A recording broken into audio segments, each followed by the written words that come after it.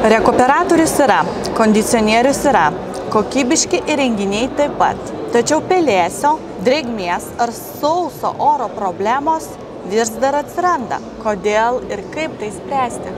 Labai geras klausimas, nes ne visi rekuperatoriai yra antalpiniai, pradėkime nuo to. Tai reiškia, gali būti, kad jūs nusipirksite rekuperatorių, jisai turi šilumokite aliuminį, plastikinį ar keramikinį, reiškia, jie negrąžina drėgmės. Tai, kad jūs turite rekuperatorių, tai nereiškia, kad jums sureguliuos santykinę drėgmę. Pradėkime nuo to. Tai reikia suprasti dar, kaip sakau, mašinai nelygiai. Ne? Tai va čia lygiai taip pat ir rekuperatoriui nelygus. Tai reikia žinoti, kokią jūs rekuperatorių įsigijote, kokio gamintojo, ką rekuperatorius gali padaryti, ko negali padaryti. Tai jeigu, kaip pavyzdys, jūs įsigijot, kaip minėjau, aliuminį, plastikinį arba keramikinį su keramikiniu šilumokite, jisai jokių būdų jums negrąžina drėgmės. Tai reiškia, jisai tik sausina dar labiau orą. Nes jisai visą drėgmę kondensuojas ir visą drėgmę meta lauk. Tai atgal, kad gauti drėgmės, jūs jokios tikrai negausite drėgmės.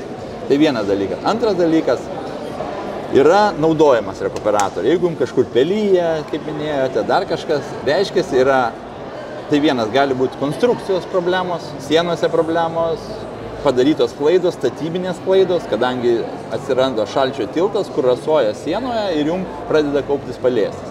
Gali būti, kad jums rekuperatorius blogai suprojektuotas, oro kiekio pakankamai negauna toj patalpoj, kur pelyja ir nėra oro srauto, tai irgi atsiras pelėsis. Nu ir aišku, dar vienas gali būti, kad jūs turite rekuperatorių, bet jūs įsijungėt, bet jisai garsiai dirba, tai jūs iš vis išjungėte. Tai čia vėlgi mes kalbam apie kokybę. Reiškia, nusipirkote, kaip sakau, ne jum gal skirtą rekuperatorių, kažkokio tai gamintojo neiškaus. Gali būti, kad ortakiai blogai sumontuoti, suprojektuoti, jums švilpia ir jūs paprasčiausiai nenaudojat rekuperatorių, tai kaip jisai turi būti naudojama. Arba dar dažnas klientas sako, oi, man jisai labai daug elektros suima, tai aš išjungiu, atsidarau langą. Nu, kodėl jis elektros ima, negaliu dabar pasakyti, kas yra daug, kas yra mažai, čia yra santykiniai, čia kiekvienam žmogui asmeniškai, bet vėlgi, kad jūs nenaudojat rekuperatorių, reiškia, kažkas yra blogai. Tai vėlgi, kažkas buvo ar projektavime, ar pačioje įrangai, ar montavimą atlikta, kad jūs, nes jeigu jūs turite rekuperatorių, jūs turite naudoti, ypač jeigu namas yra A+, šiltinamai, sandarus, o lango atidarimas karts nuo karto jums tikrai neišspręs pelėsio klausimo, jums neišspręs kvapų klausimo, jums neišspręs sienos klausimo. Rekuperatorius dar kas yra gerai, kad jisai iš principo, jeigu gerai sumontuotas, gerai viskas atlikta, jisai išsprendžia dalinai statybos brokus. Tai reiškia, kaip minėjau, kad jeigu siena yra per plona, kažkas ten blogai padaryta, jums peršala, atsiranda pelėsis, rekuperatorius ventiliuodamas tas patalpas neleis pelėsių kauptis.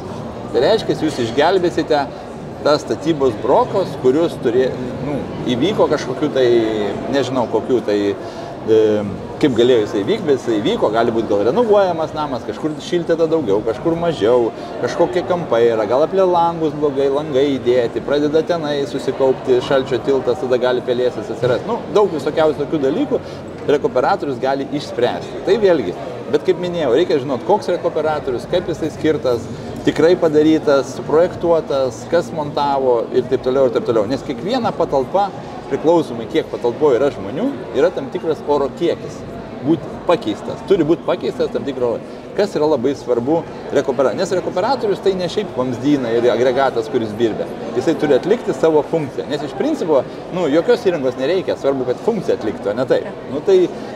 Tai vėlgi, prieinam prie to, kad kokybiškas rekuperatorius, kokybiškai padaryti darbas, kokybiškai suprojektuota, jum neturi būti nei pelėsio, nei kvapo, nei ten kažkokių tai kitų blogų. Plius, kad jūs turite gerai įsimiegoti, garso aišku neturi būti, elektros sąnaudos ir toliau, bet jūs turite pailsėti toj patalpoje, kur dirba rekuperatorius, o ne išjungti ir nenaudoti rekuperatorių. Nes jeigu išjungia nenaudoti, reiškia kažkas yra blogai ir arba dar įmanoma sutvarkyti, arba viską įmanoma sutvarkyti, klausimas, kiek pinigų tai kainuos. Tai kažkur buvo arba padaryta klaida.